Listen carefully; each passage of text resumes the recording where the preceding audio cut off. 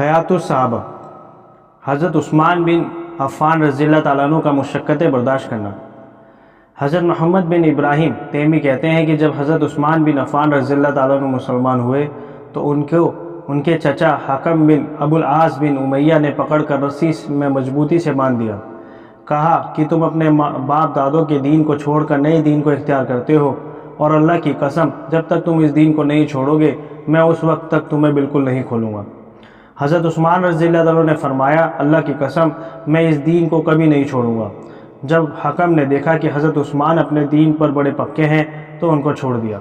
حضرت طلحہ بن عبید اللہ رضی اللہ تعالیٰ عنہ کا سختیاں برداشت کرنا۔ حضرت مسعود بن حراش رضی اللہ عنہ کہتے ہیں کہ ہم صفا اور مروہ کے بیچ دوڑ رہے تھے کہ ہم نے دیکھا کہ ایک نوجوان آدمی کے ہاتھ گردن کے ساتھ بندھے ہوئے ہیں اور لوگوں کی ایک بڑی بھیڑ اس کے پیچھے پیچھے چل رہی ہے۔ میں نے پوچھا، اس نوجوان کو کیا ہوا؟ لوگوں نے بتایا کہ طلحہ بن عبید اللہ ہے، بے دین ہو گئے ہیں۔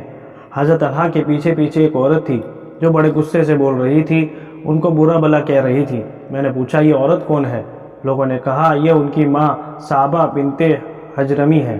حضرت ابراہیم بن محمد بن طلحہ کہتے ہیں کہ حضرت طلحہ بن عبید اللہ رضی اللہ عنہ نے مجھے بتایا، میں بصرہ کے بازار اور میلے میں موجود تھا تو وہاں ایک پادری اپنے گرجا گھر کے بالا خانوں میں رہتا تھا۔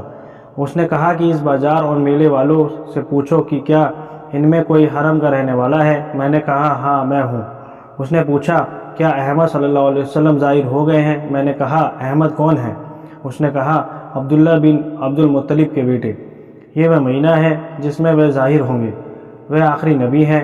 حرم مکہ میں وہ ظاہر ہوں گے، وہ ہجرت کر کر ایسی جگہ جائیں گے جہاں کھجوروں کے باغ ہوں گے، پتھریلی اور بنجر زمین ہوگی، کہیں ایسا نہ ہو کہ لوگ ان کی پیروی کر لیں، تم ان سے پیچھے رہ جاؤ۔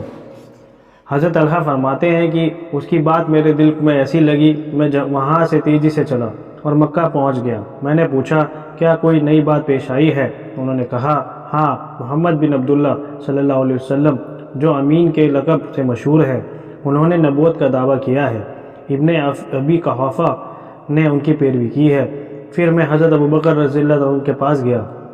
میں نے کہا، کیا آپ نے اس آدمی کی پیروی کی ہے؟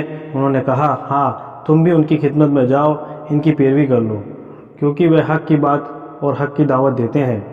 حضرت طلحہ نے حضرت ابوبکر کو اس پادری کی بات بتائی۔ حضرت ابوبکر رضی اللہ تعالیٰ عنہ حضرت طلحہ رضی اللہ تعالیٰ عنہ کو حضور صلی اللہ علیہ وسلم کی خدمت میں لے گئے۔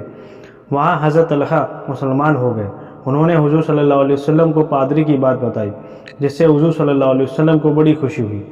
جب حضرت ابوبکر اور حضرت طلحہ دونوں مسلمان ہو گئے تو ان دونوں کو نوفل بن خویلد بن عدویہ نے پکڑ کر ایک رسی سے باندھ دیا۔ بنو تیم نے ان دونوں کو نہ بچایا۔ نوفل بن خویلد کو قریش کا مشیر کہا جاتا تھا۔ ایک رسی میں باندھے جانے کی وجہ سے حضرت ابوبکر اور حضرت طلحہ کو قرینین یعنی دو ساتھی کہا جاتا ہے۔ امام بیہقی کی روایت میں یہ بھی ہے کہ حضور صلی اللہ علیہ وسلم نے یہ دعا مانگی، اے اللہ ہمیں ابن عدویہ کے شر سے بچا۔